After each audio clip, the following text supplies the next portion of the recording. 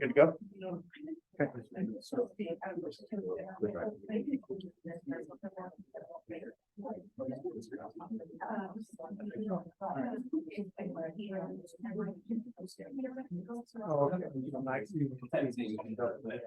Yeah.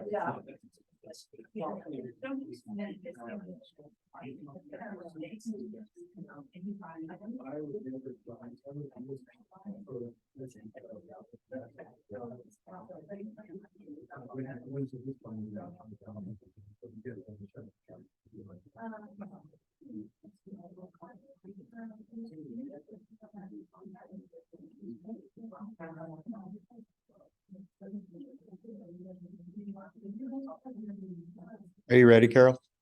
All right. Good afternoon. My name's Steve. Everybody say, hey, Steve. I wanted to thank those of you that have joined us in SIU Library today. Those of you that have joined us on the live stream, thank you as well. Welcome to the Journey to the Eclipse series of talks aimed at bringing together experts in astronomy, solar eclipses, and other sun-related topics in our collective journey to the eclipse. Our next talk will be Friday, December 1st with Dr. Ken Anderson, who will present Casting a Long Shadow, Blocking Out the Sun and Moon. Today, I have the great pleasure of presenting Dr. Mark Wagner, professor in the SIU School of Anthropology, Political Science, and Sociology. Dr. Wagner received his graduate degrees from the University of Tennessee, Knoxville, and Southern Illinois University, Carbondale. His research interests include the study of Native American rock art in Illinois, the archaeology of the Lewis and Clark expedition, the Cherokee Trail of Tears, and underground railroad sites in Southern Illinois. How cool. He served as the past president of the Eastern States Rock Art Research Association and is the current president of the Illinois Archaeological Survey. From the Eclipse Crossroads of America, please join us in welcoming Dr. Mark Wagner for Stargazing in the Past, Native American Celestial Rock Art Images in Southern Illinois. Well, thank you, Steve. And what I'm going to talk about again is we have a number of images in Southern Illinois. We have crescents, we have stars, and other images. I'm just going to show you a sample of those.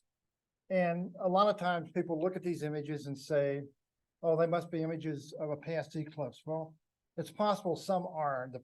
The most are probably not. The difficulty is in really linking them with a past eclipse. I just wanted to show this one. This is from the 2017 eclipse, just because it's got this nice panel at the top that shows you the ways that as the eclipse is progressing to totality and then coming out of it, you get these shapes. You get these crescent shapes. Oops, don't touch the screen. That's a bad thing. And we see images like this on the rock faces here in Southern Illinois. And the question is, are they representations of the eclipse, or is sometimes a cigar just a cigar? I mean, are they just what they appear to be? And this is a poster we did the last time in 2017, and I intended to bring it today, but I ran out of time. And the title of it is Standing in the Shadow of the Moon. And this was a title that was given to us. My wife, Mary McCorvey, who was tribal liaison for the Shawnee National Forest, asked a man who was the last Shawnee who grew up in a household who only spoke Shawnee what their word for eclipse was. They didn't have one. He didn't know of a word for eclipse. It's probably because it occurs so infrequently or it's been forgotten. What he came up with was Grandpa Moon put me in his shadow. And so that was his. So that's where that phrase comes from. It's actually a Native American rendering of eclipse. And you can kind of see over on the right, at the top image, we've got when the totality is occurring. And you can see the corona that's coming out around the eclipse. And then if you look at the bottom, in the center, that's a Mississippian shell gorget that someone would have worn on their chest. In the center of it's got a cross and circle. And coming out of it, and it's very hard to see, are a series of rays. And one suggestion has been that this actually is been inspired by, this sort of design was inspired by an eclipse. It does look very similar, I'll give it that. Those of you who remember the 2017, people were all over Southern Illinois looking at the eclipse, all over in different landforms, not just here in Carbondale. There were people out in, just out on the landscape. I like the image at the top left because again, it shows you that idea of a corona with the rays coming out around the sun during the eclipse. And this is where I spent the eclipse. My wife was working with the people on the landscape because she worked for the Shawnee National Forest. I went with family members to a winery. And this is down in Union County. And I took these images showing you how the eclipse, how everything changed during the eclipse. And the one at the upper left is before it started, and then we are progressing through it. And those of you who were here in 2017, remember that clouds came in and there were certain places you couldn't see it at all. And we had that experience out there at Von Jacob. Quit touching the screen. And where we had these clouds coming in and those upper two right images. And then luckily they just disappeared. And so we had a great view of it out there. And then the bottom three show the eclipse and then coming back out of it. And it is a pretty profound experience when you see it. And so again, we have these images here in Southern Illinois that Native Americans made at different periods in time. They're similar to the sun and the corona that you see during an eclipse. But are they? I mean, what are they really? What are they showing? Are they really the eclipse? Some archaeologists argue that they are indeed, that that's what they're portraying. And this is one. This is an archaeologist who works over in Missouri named Rusty Weissman. And he gave a presentation in 2016 at our national meetings. And that's exactly what he argued. He said that all these images we're seeing on the landscape are inspired by the eclipse. And some of them are actual images of the eclipse. I'm going to show you this one in the center a lot to begin with, and that is called an OG. That's just a geometric term for a spherical shape that has projections at either side. But I think Rusty is arguing that this actually is an image of the eclipse. And we see this all over Southern Illinois. And these are images that, I think this is from his talk again. Some of the ones on the right are from here in Southern Illinois. But it's more widespread than that. It spreads over into Missouri as well.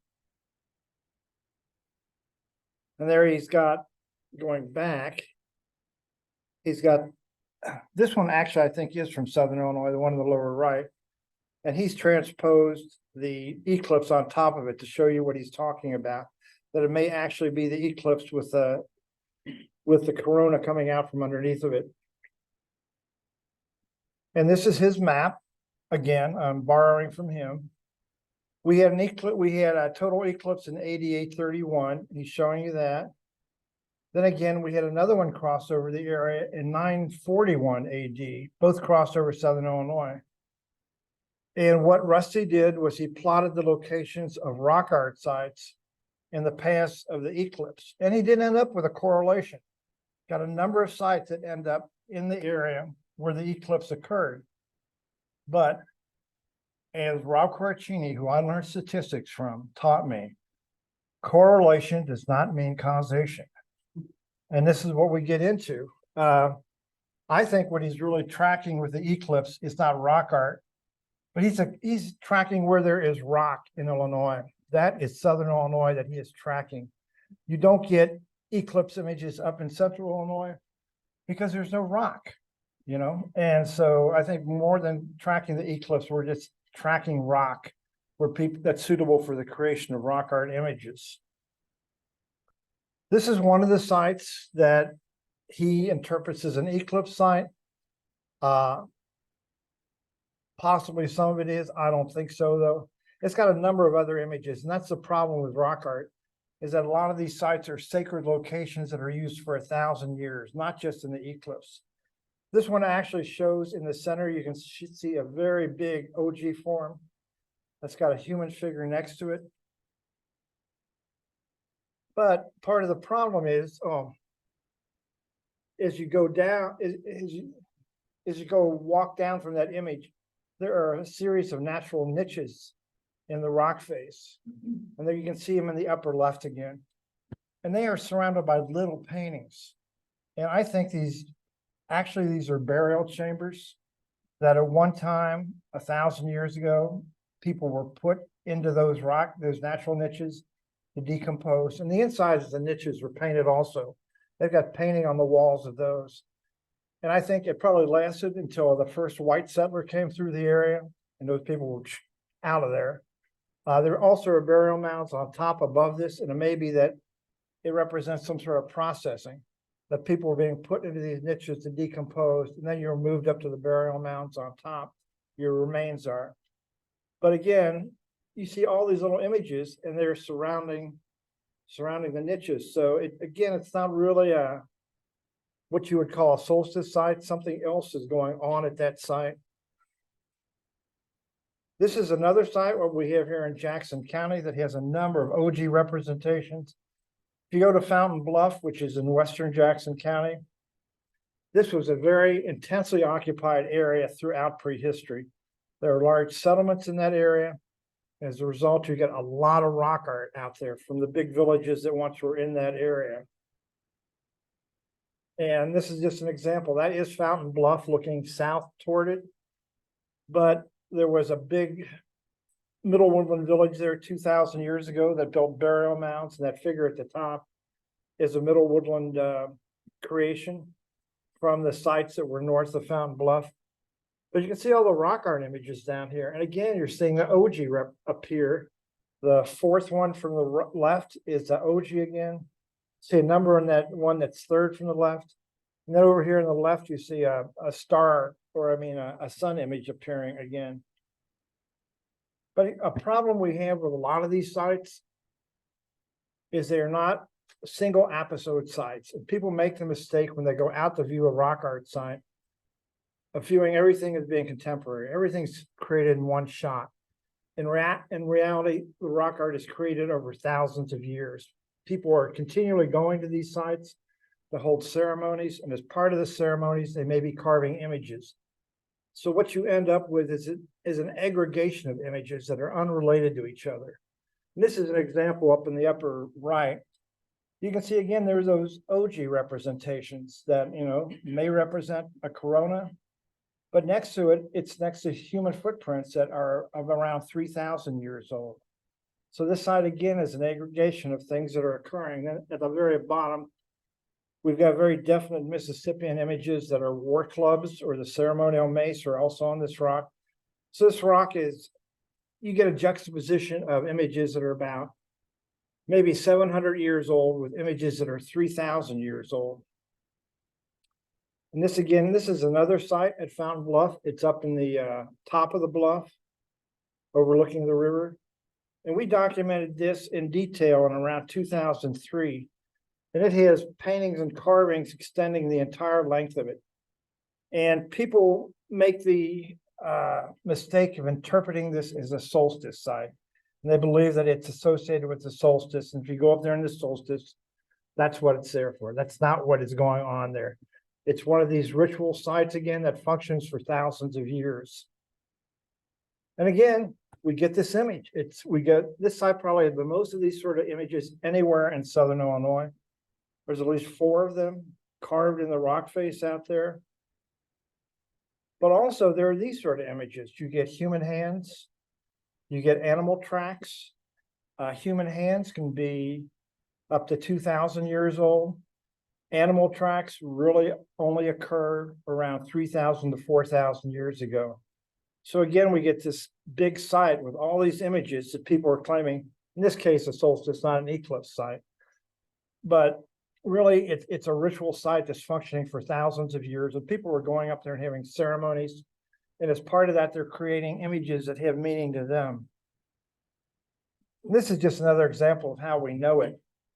On the left is, you can see this kind of shelf. Then carved into the top of it is this sun symbol, and people have drawn it in with chalk, which you shouldn't do. It's illegal, especially on federal land, to do that. Don't do that. You can photographs are better, but this one has been chalked in. You can see in the center, you can see the cross in a circle, and then there's a bigger circle around it. But this is carved over top of a series of abraded grooves, which probably go back about several thousand years. So people were in there several thousand years ago carving designs. And at the very last episode, someone comes in, is holding a ritual, and they carve this big sun symbol over top of the earlier designs.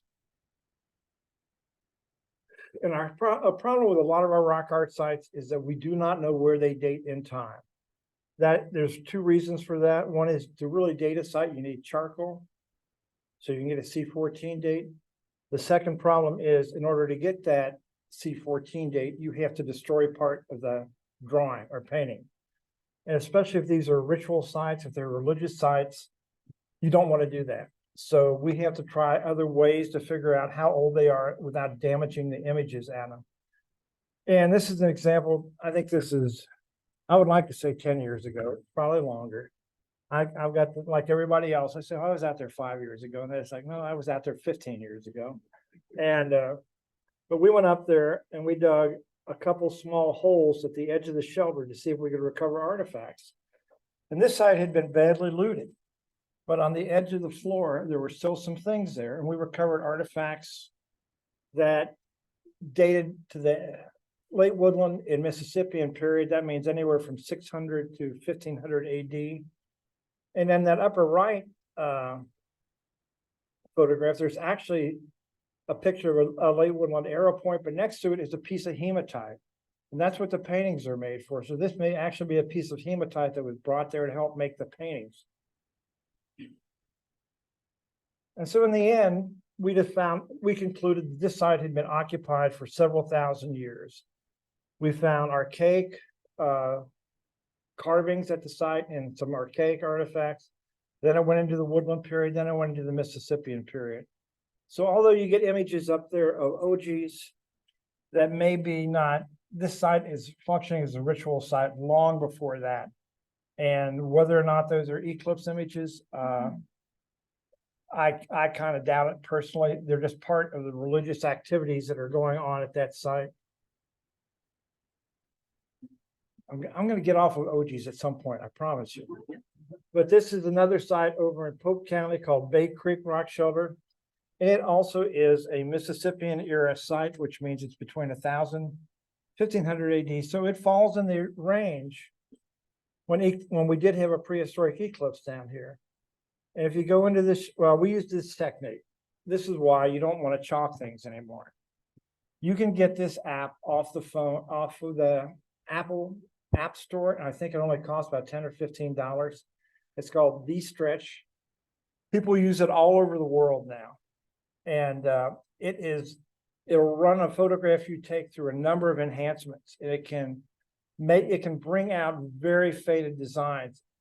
Doesn't always work, but when it does work, it's really amazing when you take a photograph and all of a sudden you can see it much more vividly in D-Stretch.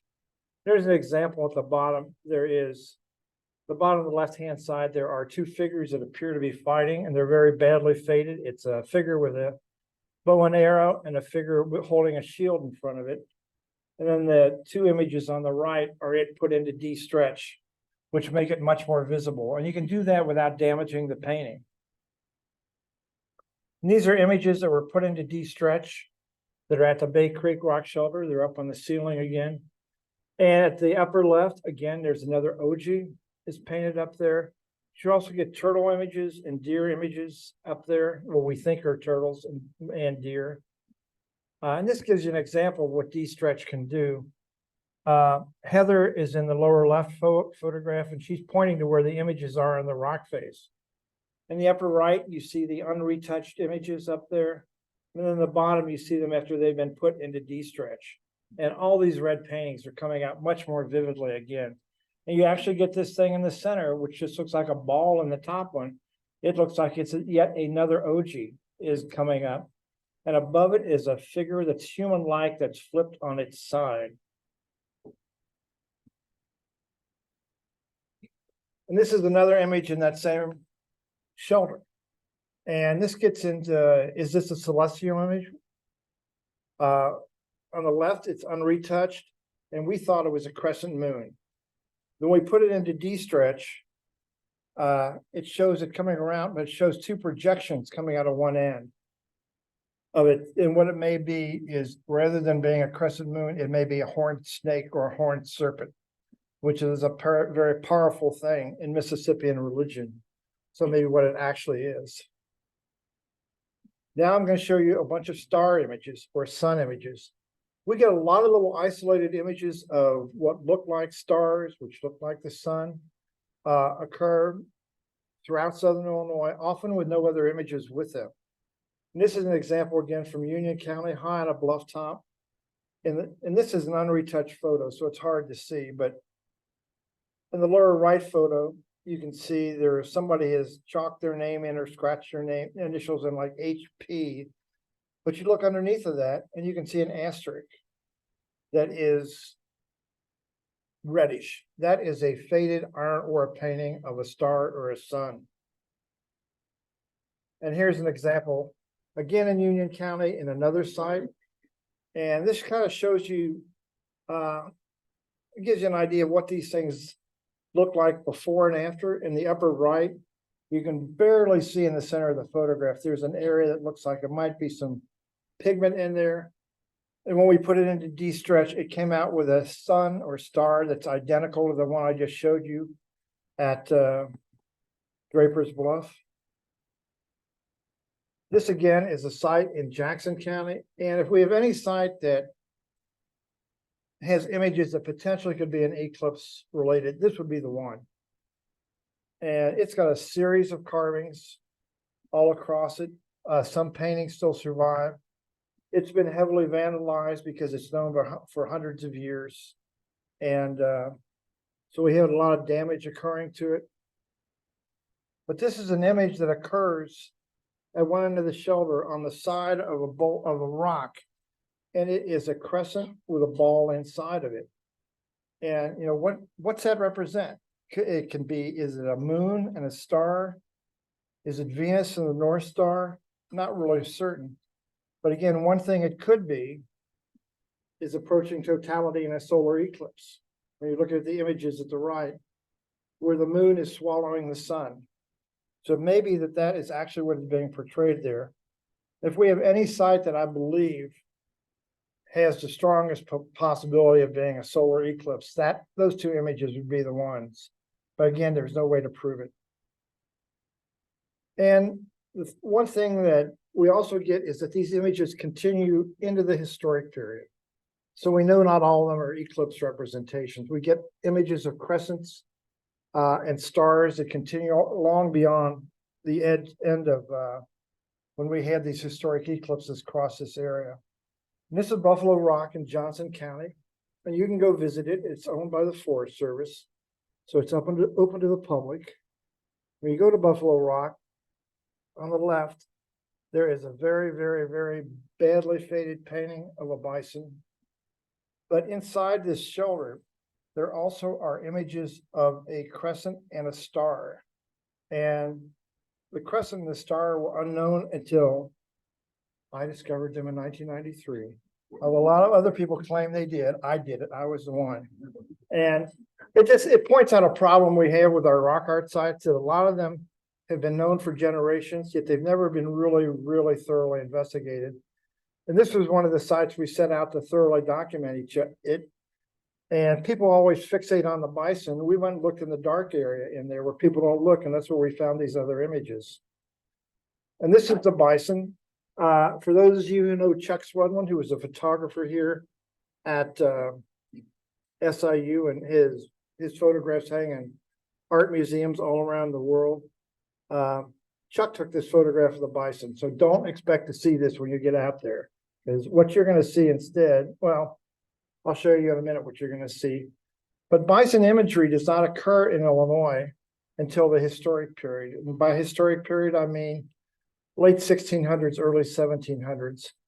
And this is actually on the left is a carving of a bison on a bone from Kaskaskia Indian Village in Randolph County. And that site is occupied in the 1700s. And the Kaskaskia are drawing or carving image of a bison on there. We know bison did not get down here to Southern Illinois until the historic period. They're in Northern Illinois as far back as 2,000 years ago, but they're not down here until about 1600s. And however, by the 1700s, their numbers have increased so greatly that commercial hide hunting begins. Europeans, French in this case, are coming in and establishing hide tanneries on the lower Ohio River. And they're taking thousands of bison's hides. There are that many bison down here at that time. And this is a drawing of a Mascoutin warrior. The man who founded this tannery was Juchereau de Saint-Denis from Canada. And he came down, he received a license from the King of France to establish a hide tannery in Southern Illinois. But as part of his operation, rather than employ French hide hunters, he employed the Mascoutin. So he's employing Native Americans to come work for him. And again, that is one of the few drawings of a Mascoutin from that time period. And they're related to the Kickapoo. But his tannery operation collapses in 1705 when a disease breaks out among the Mascoutin. And it starts killing them all. And it's probably related some sort of bacterial infection related to all the hide processing. I mean, they're processing thousands of hides, thousands of animals at that tannery. That's probably related to that. They blame the French for the disease. They say, you brought us down here to do this bad thing. And the bison spirit is killing us. And Juchereau himself dies. And the Mascoutin just pick up and leave, and the whole tannery falls apart. But in the 2 or 3 years it was in operation, it took anywhere estimated between 8,000 and 15,000 bison hides. So they're in it in a big way, and there are a lot of bison down here.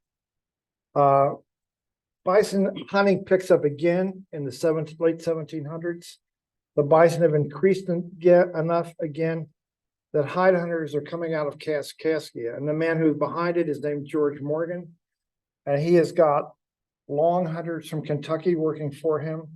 And in this case, the hunters themselves they're not working with the Native Americans, they're collecting the bison themselves. And Morgan's operation lasts for 5 years. And at the end of 5 years, they and the French, they've pretty much wiped out the bison population. The last bison in this state is taken in 1808 that we know of. But these two hide hunting operations managed to kill most of the bison off. And if you're asking me, where do these bison images date in time? I would say they're associated with one of those two hide hunting operations. And I would really think it's associated with Juchereau's hide hunting operation, because these paintings are Native American paintings. And up on the top, you see what you're going to see when you go out there. You can barely make out the bison. And in the bottom, we have it enhanced. Again.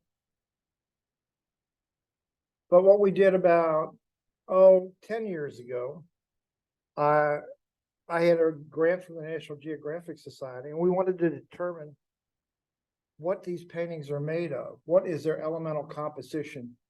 And so there's an instrument you can use to do that, which is called a portable X-ray fluorescent machine. And that's what we're doing down here. It bombards the painting with X-rays. It does not damage the painting. So for the first time, you're able to determine what the elements in that painting are. And in this case, it's coming out as iron ore. All our paintings in Southern Illinois come out as iron ore with one exception. And what the Native Americans are doing is they're just finding hematite. There's a lot of iron banding and rock down here, and they're collecting that and grinding it up and making it into a pigment. And so the fact that this is an iron ore painting tells you that it's not made by the French. It's made by Native Americans. And the only Native Americans we know of who are heavily involved with bison down here in southern Illinois are the Mascoutins, so it may be a painting made by them. But these are the other paintings, getting back to geometric images. These are inside, and they have to inside the shelter, and they have to be heavily enhanced to be able to see them. But again, it's a crescent and a star. And again, it's like, what do these represent? In this case, they cannot represent an eclipse. They've got to be something else. You can't claim them as eclipse images unless they're a lot earlier. And again, I'm just showing you an example. They could be if they predate the bison, but I don't think they do. That's the only way. And you can see how hard they are to see in the upper right. There are myths in Native American myths regarding Venus and the North Star. So you may be looking, they're called the morning star myth and the evening star myth. And so what you may be seeing in here with this juxtaposition of the crescent moon and the star is really what they're showing you is the moon and Venus, and it may be a representation of the morning star myth is what they're telling you about, rather than an eclipse. So again, this gets into the idea of how hard it is to interpret what these are associated with. And you can't automatically assume when you find a sun symbol that it is associated with the eclipse. Then finally, I'm going to switch topics altogether. You're getting 2 talks for one. This is a very famous episode that happened in 1806. There is a religious leader. Most of you probably know of him. He's Tecumseh's brother. He's a Shawnee prophet called Tenskwatawa. And he supposedly predicted the 1806 eclipse, total eclipse. And the question is, how did he know? How did he know this was going to happen? I mean, you could attribute it to spiritual power, but as I said at the beginning, the Shawnee have no word for eclipse, and he's a Shawnee. And so how did he know this was going to happen? What's going on is for a long period of time in the lower Great Lakes, there are relatively, I won't say relatively peaceful, but stable relations between Europeans and Native Americans. Europeans may want to make Indians do things, but they lack the power to make them do it. They can't force them to do things. Most of the interaction occurs through the fur trade, which is the lower right, where Native Americans have certain things they want, and they will go and they will collect hides, and they'll go get the items they want from fur traders. But they are politically independent, and they control all their lands. All this starts to change when the United States is formed, and we began expanding into the Old Northwest. And it results in what's called the 20 Years' War for the Old Northwest. And for 20 years, culminating in the 1794, there's almost continuous warfare between Native Americans and Americans, military forces in some cases, where Indians are trying to protect their lands and white settlement is moving in on them. And all this ends disastrously for the Native Americans. They are decisively defeated at the Battle of Fallen Timbers in 1794, and they are forced to sign a treaty called the Treaty of Grenville, in which they sign away all their lands in 1795. And for the first time, they implement a program the U.S. government does called the Civilization Program, designed to turn Native Americans into European settlers. And what happens is, and you can see this a lot with Native American societies, religion runs very deep, very deep. And one reaction to a crisis like this is to look for spiritual leaders or spiritual power. And Tenskwatawa, or the Shawnee prophet, starts to rise to prominence during this period. He's not the first Native American religious leader, and he's not the last one. But there's a crisis going on, and he's got the answer to all the problems. And he leads the resistance along with his brother Tecumseh in the Great Lakes region prior to and during the War of 1812.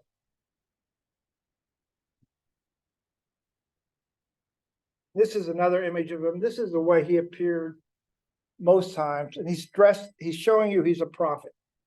He's got a bearskin over his shoulders. He's got his sticks of power in his left hand. He's got his prayer sticks. He's got his prayer beads around his left hand. And with the exception of having a headband, I mean, a calico cloth headband and a silver armband, he is dressed like a Native American. And he gives all these, all his followers these instructions. He's saying the only way you're going to survive is you've got to get away. You've got to quit interacting with white people. You can't drink alcohol. You can't eat bread. You can't eat beef. You can't eat pork. You have to go back to native ways. Start growing corn, bean, pumpkins. Give all your hats and coats and dresses back to Americans. Don't wear American clothing. Dress in skins and leather. And that's what he's doing here. Get rid of all your metal kettles and return to making ones of ceramic and wood. So really what he's calling for is a complete separation of Native American and American societies. And the big payoff to this thing is that if you do this, the white people are going to mysteriously disappear. And they believe this. This is an old message that has been circulating for generations. And so, you know, there's a big payoff if you do what he's telling you to do. He becomes so prominent that the governor of the Northwest Territory, William Henry Harrison, at a meeting says, if you are a prophet, do something. Do something that will show us you're a prophet. Make the sun stop in its track.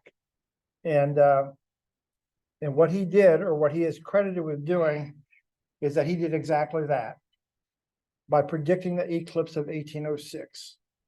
But the question is, did he really do it? And if he did, how did he know this eclipse was going to happen? There's no contemporary account of him making such a prediction, of predicting the eclipse. But in 1841, a man named Benjamin Drake in Cincinnati publishes a book on Tecumseh and the prophet. And as part of this, he interviewed a man named Antoine Deschênes, who knew both the prophet and Tecumseh. And Antoine Deschênes told him this whole story about the prediction. But we've got no mention in contemporary accounts that this prediction ever occurred. So did he or didn't he do this? And if he did, how did he know? Europeans could not predict eclipses before Edmund Halley did. He was the first one to successfully predict a solar eclipse in 1715, less than 100 years before the eclipse of 1806. Native Americans, like Europeans before 1715, simply lacked the astronomical knowledge to predict the solar eclipse. So how did the prophet know this was going to happen? How did he find that out? Well, a lot of people really don't, or seem to think that Native American and American societies were completely separate, and they weren't. Native Americans were going in and out of trading posts. They were going in and out of settlements. American fur traders were going into Native American villages. So there's a lot of interaction between Native Americans and Americans. And prior to the eclipse, there are almanacs being published. And this is Ming's 1806 almanac that are giving the precise date and time for the eclipse. If the prophet or somebody he knows is going into a trading post, and this was the talk of the frontier, they all knew this was coming. This was such a big event that they knew this was coming. Anybody with an almanac could have told him the day and time, but the prediction would have been seen as his by native peoples and as proof of his powers. And so he did it. And Native Americans believe spiritual power is a force that can be gained and lost through rituals. If you could gain it through ritual, you could lose it by bad behavior. The prophet made a simply daring prediction. People apparently had told him this was going to happen, but he had never seen one, and he had no personal knowledge of it. So he made a very daring prediction. He said, yes, you know, the sun is going to disappear. I'll make it disappear. I'll make it come back. And it had an amazing effect on his listeners when he did it. They were just, anybody who doubted his powers then believed that he did have the power to do things like that. And going back to William Henry Harrison, he ended up with egg all over his face because the prophet had done what he dared him to do. He said, go ahead and do something, make the sun stop. And the prophet did it. He got his information probably from somebody who knew what the date was going to be, but it's still pretty nervy of him, or pretty daring of him to do that. So, and here we go. Here is our solar eclipse of April that's coming up. Still going to cross over us, still going to cross over where all the rock art sites are. So, thank you. If you have a question, I will try to answer it. Questions? Oh, geez, all those oceans look remarkably similar, like almost the same group of people made them. Mississippi, well, Christian crosses look remarkably similar. Okay. And the Mississippians have a religious tradition that extends across the Southeast. And images, just like in a Catholic church or any church, religious images have to be shown in a particular way. They're not allowed a lot of variation. And so these images, people from like Alabama could come up, and they're making the same sort of images in Alabama, and they know what they mean. And so that's what it is. The Mississippians are one step away from being the Aztecs or the Mayans. They're that sophisticated. If Columbus had not discovered America in another couple hundred years, they may have been like them. But they had a very sophisticated body of knowledge, and they had a very well-defined religion. And part of that is you got to show this OG in this way, you know. Other questions? Yep. So what evidence is there in regards to indigenous people not having the astronomical knowledge to be able to track something like an eclipse as opposed to the Europeans? Europeans could not do it. They could not do it. If Europeans before Edmund Halley could not do it, I don't see how they could do it. The Shawnee today have no word for eclipse. You would think if an eclipse was that important to them, that they would have, if they could predict it, that they would have that word, and they don't have it.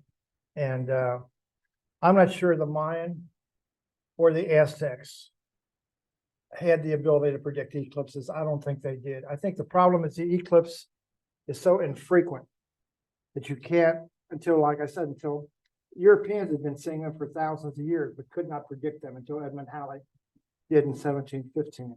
Right, but so there's no actual evidence presented that they couldn't do it. It's just an assumption. It's just an assumption. I think it's a valid assumption, but it's just an assumption. They could predict solstices and equinoxes. Yeah, at Cahokia, you can see in other places, you do see evidence of astronomical knowledge. At Cahokia, they had a wood henge, similar to Stonehenge in England, where they were observing and they could predict, the shortest day of the year and the longest day of the year, the equinox, because all this was important for them in terms of being farmers. And you see those in Ohio too. There's also a wood henge in Ohio. So we know they're watching the skies. We know they have the ability to predict some things. They just don't have the ability to predict an eclipse. Anybody else? What about other prehistory cultures around the globe that may have observed eclipses and somehow documented them on rocks or paintings? I cannot answer that. I really am not knowledgeable in that regard. If you give me a couple of days, I'll come back with an answer. Fair enough. I love an honest answer. Anybody else? All right. Well, I want to thank you again for coming out today. Remember, our next talk will be December 1st. All of these talks happen on the first Friday at 3 p.m. And it is also Native American Month, and we just started into that with the opening talk this week. And so there's lots of events going on through the month on campus for Native American Month. So please get out to those events as well. And let's have one more warm thank you for Dr. Wagner, please.